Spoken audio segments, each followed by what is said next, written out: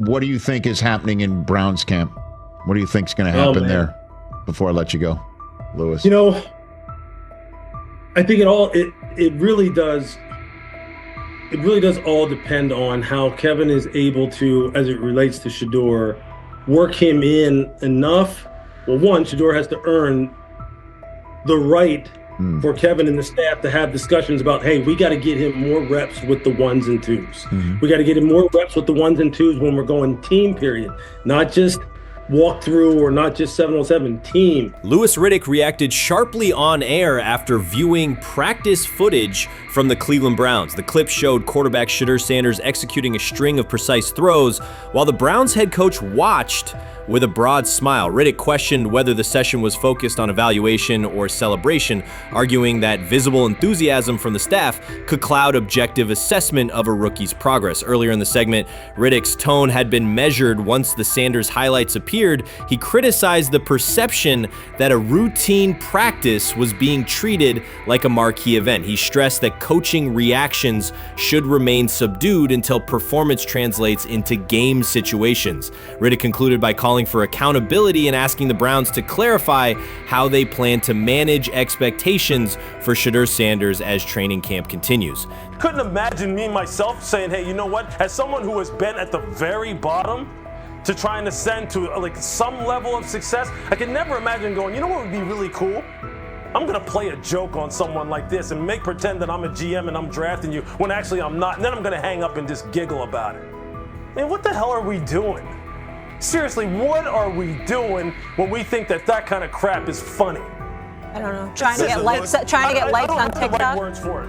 Right, Lewis, I'm gonna say this. I don't have the right words for it. Few situations unsettle a former front office executive faster than watching coaches celebrate a rookie quarterback before pads come on in August. In Louis Riddick's view, the Browns staff did more than acknowledge promise. They acted as though they had already secured their franchise leader. Throughout the session, Shedeur Sanders delivered 40-yard throws off his back foot, ran crisp 2-minute drills, and displayed steadiness rare for a first-year player. According to reports, each successful rep drew audible admiration from the sideline, highlighting how quickly enthusiasm has escalated. When Riddick reviewed the same practice tape and heard the glowing comments, he challenged the reaction on live television. He argued that a few controlled drills should not override the methodical scouting and development work that normally guides roster decisions. Riddick's criticism focused less on Sanders' talent than on the evaluation process. He warned that comparing a prospect to established stars or joking about renaming the stadium creates pressure before the player has taken an NFL hit, faced a disguised coverage, or logged a preseason snap. Praising potential is acceptable, he said, but anointing a savior in July risks repeating the organization's history of premature quarterback expectations. Sanders brings confidence shaped by his father's legacy and his own disciplined preparation, yet Riddick insists that progress must be confirmed over time. He urged the Browns to temper public excitement, follow a structured development plan, and reserve celebratory reactions for on-field results that matter. Regular season production under live pressure, not highlight clips from a midsummer workout. He has to earn that. Kevin has to figure out a way to do that. So then you can reasonably assess what you have in him compared to Dylan Gabriel, compared to Kenny, compared to Joe Flacco. If you don't, then the conversation surrounding him is going to continue to be what it's been, which is, but for some people, he was overhyped all along. He's not that great of an athlete, doesn't have a big enough arm. There's a reason why he was a 5th-round pick, blah, blah, blah, which I don't believe. I believe if he is given enough reps, earns enough reps, and then is given enough reps in meaningful situations, he can throw the ball just as good as Joe, if not better, just as good as Kenny, if not better, just as good as Dylan Gabriel. After more than 2 decades in personnel and broadcast analysis, Louis Riddick was dismayed to see a franchise bypass basic evaluation standards after only a series of eye-catching minicamp throws. Reviewing practice footage from Cleveland, he observed Shedeur Sanders drilling 40-yard passes against uncovered receivers and running 2-minute sequences with poise. In Riddick's view, those reps, conducted without pads, contact, or a disguised rush, show show arm talent but reveal little about how a rookie handles game pressure. Riddick said the Browns' reaction drifted from objective assessment to outright admiration. Multiple reports indicated coaches were sketching new concepts for Sanders during dinner and referring to dedicated Shedeur packages well before a padded practice. Even the veterans in the quarterback room showed no visible alarm, a sign that staff excitement had already reset the internal depth chart conversation. The analyst emphasized that his concern is not Sanders' skill set. He acknowledged the quarterback's arm strength, footwork, and composure, but rather how quickly the club appears willing to declare him its long-term answer. Riddick cited several past prospects who received similar midsummer acclaim only to stall once real competition began. Given Cleveland's long history of quarterback turnover, he argued the organization should focus on incremental milestones, processing post-snap reads, surviving live pass rushes, and rebounding from mistakes on Sunday afternoons. Riddick urged the Browns to temper expectations and follow a structured development plan so Shedeur Sanders can progress without undue pressure. One coach reportedly admitted he replayed Tuesday's scrimmage film so often that he lost sleep, an anecdote Riddick offered as proof that enthusiasm is already outpacing reality. All asking now is what is going on with Shedeur Sanders, and so the floor is yours. Maybe you can make sense of this free fall with what was at one point the top-rated quarterback in this draft class. Yeah, see, I think at this point in time, this really isn't a football discussion any longer. This is a personal discussion. This is about it's a fit discussion. It's whether or not teams are just comfortable with everything that comes along with Shedeur in terms of who he is as a person, all the people that are surrounding him in terms of his inner circle, and whether or not teams deem that to be something that they're comfortable with. Right or wrong, that's the only conclusion you can really come to at this point. Louis Riddick voiced an escalating concern during the segment. Having witnessed numerous quarterback setbacks in his career, he worries another may be forming. Not because Shedeur Sanders lacks talent, but because the praise around him is growing without restraint. Sanders has simply attended practice, delivered accurate passes, led the huddle, and shown the composure expected of an NFL player. Riddick fears the Browns' reaction, treating routine drills as proof of long-term success, risks setting premature expectations. He cautioned that the organization seems ready to celebrate a franchise savior before Sanders has taken a competitive snap, noting that such early adulation has derailed promising prospects in the past and could impede Sanders' measured development. They have never loathed college football itself. They have resisted the people determined to reshape it. When Deion Sanders, black, direct, unapologetic, walks into a room of power brokers and speaks with authority instead of deference, critics recoil. During his playing days, they complained about celebrations and gold chains. Now that he is a head coach, mentor, and father, they label him something more polite, but just as dismissive, a problem. At Big 12 Media Days, Sanders addressed the accelerating chaos of the name, image, likeness market. He said college football needs a salary cap, not to hobble players, but to impose order on a system that showers unproven freshmen with seven-figure promises while the rest of a roster hunts for scraps. He called the situation unsustainable. Within hours, ESPN commentator Paul Feinbaum branded him a hypocrite, arguing that Sanders profited from NIL at Jackson State and now wants rules only because his most marketable athletes have moved on. The accusation spread quickly because it fit a comfortable storyline. Outspoken black coach gains from change, then protests when the advantage disappears. That framing ignores context. Sanders never criticized players earning money. At Jackson State, he urged corporate sponsors to partner with athletes who had been invisible to major brands for decades. What he wants now is stability, standardized guidelines, basic financial literacy, and roster balance that prevents locker rooms from fracturing over uneven payouts. When other coaches, Nick Saban, Dabo Swinney, Lane Kiffin, voiced similar concerns, they were praised for foresight. When Sanders spoke, the tone shifted to suspicion. The difference is not the message, it is the messenger. Feinbaum's response followed a familiar script. When black leaders question the structure of the sport, their motives are interrogated, their credibility attacked, and their competence doubted. He did not level the same charge at Jimbo Fisher when Fisher complained that NIL disturbed recruiting. He stayed silent when Kiffin lamented the transfer portal. But Sanders, who raised enrollment and television ratings at Jackson State, brought unprecedented attention to Colorado in one season and consistently mentors players beyond football, was called opportunistic. Feinbaum dismissed the cultural impact Sanders created, the exposure for historically black colleges, the draft pick developed, the infrastructure improved, reducing his work to a marketing stunt dependent on star sons Shedeur and Shiloh or two-way standout Travis Hunter. Sanders did not retaliate. He returned to practice, media obligations, and recruiting. His confidence is rooted in faith and in the responsibility he feels toward young athletes whose lives will extend decades beyond their highlight clips. When he asked for NIL boundaries, he is thinking about freshmen handed large sums without guidance, families unprepared for sudden wealth, and programs that abandon kids once production stalls. He has watched that cycle from the inside. He wants protections, not restrictions. Critics predicted Colorado would fade once Shedeur and Hunter leave. Instead, Sanders signed blue-chip quarterback G.J. Lewis and a wave of transfers eager to join a program that values personal growth as much as on-field wins. Recruits see a coach who challenges the status quo, who places black culture at the program's center without apology, and who will remain visible when social media buzz cools. They recognize that Sanders does not chase attention. Attention follows his results. Media outlets reduced the upcoming Buffaloes season to a win total prop. 6 victories, give or take. Sanders is playing a longer game. He wants to show young athletes, especially black athletes, that they can lead authentically, speak with conviction, and refuse to shrink for access. Success measured only by the scoreboard misses the point. If Sanders builds men who graduate with financial literacy, self-confidence, and community awareness, he will consider the mission successful,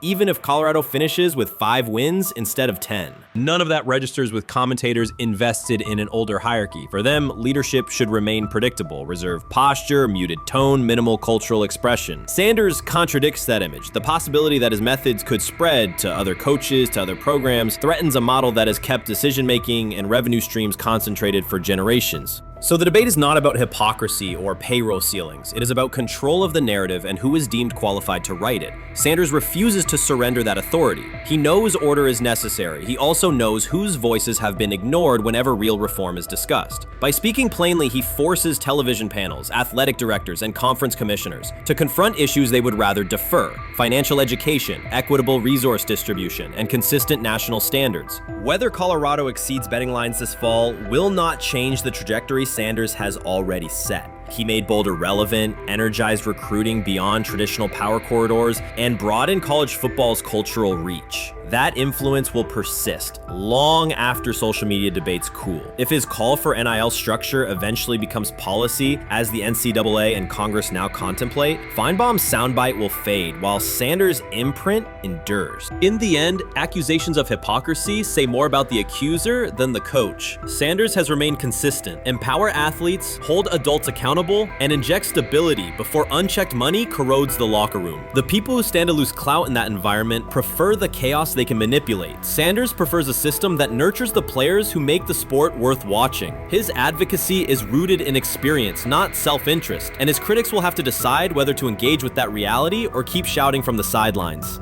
Shedeur Sanders did not treat day 4 of Brown's training camp as anything other than work. He completed 8 of 11 passes with 3 touchdowns, operating with control and accuracy throughout the red zone periods. The throws were varied: a well-placed ball to rookie Luke Floria that led him across the goal line in stride, a firm throw to Cade McDonald over middle after a quick read, and a tight window completion to Deontay Johnson at the back of the end zone with 2 defenders closing. The sequence showed timing, poise, and placement under pressure. While national attention centered on Joe Flacco's underneath completions and Kenny Pickett's option and rollout periods, Sanders produced scoring plays on schedule. The performance was not the product of broken coverages or end-of-period reps. It came within structured work, with defenders in position and the offense executing standard progressions. The accuracy rate, 8 completions on 11 attempts, reflected consistent mechanics and decisions. The operation was steady from huddle to snap to finish. Despite that session, the distribution of first-team snaps did not change. Camp logs indicated that Pickett and Dillon Gabriel continued rotating with the starters, while Sanders remained primarily with the second unit. With the first preseason game approaching, that choice drew more attention from observers, who expected productive days to be followed by expanded opportunities. The question surfaced again: what additional evidence is required to evaluate Sanders with the top group? The 3 touchdowns illustrated different aspects of his profile. On the throw to Floria, Sanders used a measured trajectory to lead the receiver away from contact and into the end zone. On the ball to Johnson, he identified leverage, held the safety with his shoulders, and delivered to a precise spot at the back line. On the throw to McDonald, he eliminated the first read, reset, and drove the ball into the window before the hook defender could squeeze it. Each score reflected a particular tool: anticipation, manipulation, and velocity within standard timing. Comparisons to the other quarterbacks were straightforward. Pickett produced 2 touchdowns but placed 1 late ball that exposed a receiver to contact near the goal line. Gabriel accounted for 1 score, with additional gains coming on checkdowns and designed movement. Flacco advanced the ball in short increments without finishing drives during the same period. Sanders converted opportunities into points repeatedly and without turnovers. The rotation, however, remained unchanged. Head coach Kevin Stefanski and the staff continued to allocate first-team work to the same group, describing the process as an open evaluation. In practice, that has meant extended starter reps for Pickett and Gabriel, veteran scripts for Flacco, and second unit periods for Sanders. The disconnect between output and opportunity was notable, particularly given the stated goal of reaching an early decision at quarterback. When asked about the timeline recently, Stefanski said the preference was to decide sooner rather than later, an acknowledgement that the window for assessment is limited as preseason approaches. Speculation about motives is common in such situations. The discussion has included references to front office perspectives and ownership influence. Owner Jimmy Haslam is widely viewed as supportive of drafting Sanders. General manager Andrew Berry is known for prioritizing fit, traits, and process within the roster building model. Stefanski reports to Berry, and the practice plan reflects coaching evaluation within organizational parameters. None of that guarantees any outcome. It does explain why rotations can remain conservative even after strong individual periods. Regardless of internal views, the most useful next step for the evaluation would be a defined set of first-team snaps for Sanders to put comparable tape next to his peers. There was also outside attention on several practice segments from earlier in camp that showed Sanders throwing during lulls to non-receiver personnel, ball attendants, staffers, and assistants, while other quarterbacks were in script with full units. Those clips circulated widely and were interpreted by some as dismissive. Sanders addressed questions about it by narrowing the focus to preparation, explaining that his responsibility is to be ready for the work assigned and that he has adjusted at every level of competition, from HBCU ball to the Power 5 and now the NFL. The response matched his general approach: acknowledge the situation, maintain routine, and continue to execute when the next period begins. The broader draft day and narrative context remains part of the conversation. Sanders' college resume included efficient production and high completion rates across 2 programs, culminating in national recognition such as the Johnny Unitas Golden Arm Award. His selection in the 5th round was driven by varying evaluations of projection, scheme fit, and development timelines. The result is the current environment. He must present his case within limited windows, then wait for access to the next rung of competition. That does not make the process unfair, it makes it exacting. The best answer, for him and for the staff, is additional, comparable reps and clear tape. Fan reaction after day 4 was direct. Social accounts and comment threads filled with assessments that centered on performance rather than reputation. Sanders produced 3 touchdowns, avoided negative plays, and showed command in the red zone. Supporters pointed to that tape and asked for opportunities with the starters to verify whether the same rhythm carries over with the top receivers and linemen. The message was not about headlines. It was about the logic of evaluation in a compressed calendar. From an operational standpoint, Sanders' day reflected consistent fundamentals. His base was disciplined, his eyes matched his feet, and his timing aligned with route depths. On the Johnson score, he used a subtle shoulder turn to hold the safety before resetting and throwing to the back line. On the McDonald throw, the ball was out on the second hitch, arriving before the defenders could converge. On the Floria play, the arc and placement minimized the hit risk and maximized the run-through. Those are portable traits. They translate across units if the timing with receivers is established through reps. The staff's balancing act is real. They must prepare the presumed Week 1 starter with sufficient continuity while also giving developmental players enough exposure to judge ceiling and floor. That tension is present in every camp. The cleanest path through it is to carve out defined first-team sequences for each competitor and evaluate the tape against comparable defenses and situations: high red zone, low red zone, 3rd and medium, and 2-minute. Sanders' performance on day 4 strengthened the case for such an allocation. Context matters off the field as well. Earlier in the offseason, 2 speeding citations, 91 miles per hour in Brunswick and 101 miles per hour in Strongsville, prompted public comment from Berry, who emphasized standards and safety. Sanders accepted responsibility, stated that he learned from the incidents and moved on. In camp, he has kept the focus on football tasks, install retention, cadence management, protection IDs, and post-practice review. He has also continued to build rapport across position groups, including veteran receivers and defensive defensive backs so that timing and expectations are clear when reps arrive. None of this diminishes the experience of the veterans in the room. Flacco has decades of film, Pickett has multiple seasons of NFL starts, and Gabriel brings mobility and a defined collegiate profile. It does, however, underscore the purpose of camp, to align decisions with current performance. Sanders produced the most efficient scoring period of the day. The next logical step is to see that operation with the starting unit, document the results, and compare them to the other candidates under the same conditions. The preseason opener will compress timelines further. Install packages expand, and coaches begin to narrow personnel groupings. If the objective is to identify the quarterback who can operate the offense most cleanly on Sundays, then structured exposure now will give the staff better information later. A small but deliberate set of first-team snaps for Sanders, scripted early downs, a third down sequence, and a red zone series would provide data without disrupting broader preparation. Until that occurs, Sanders can only continue to control process and execution. Day 4 showed what that looks like when opportunities align. Efficient reads, disciplined mechanics, and finishes in the end zone. He did not seek attention for the sequence. He put it on tape. If the evaluation remains consistent with the stated competition, comparable snaps should follow. If they do, the staff will have a clear, side-by-side measure. If they do not, the question from observers will remain the same. What more needs to be seen to justify the look? For now, the record from day 4 is clear. 8 completions on 11 attempts, 3 touchdowns, no turnovers, red zone precision, consistent control at the line and in the pocket. Those are tangible outputs. They merit a defined opportunity with the starters as the team moves toward preseason and the decision that follows. Whether or not that opportunity arrives immediately, Sanders has shown the preparation and execution necessary to be evaluated on equal footing. The next step is a matter of allocation, not speculation.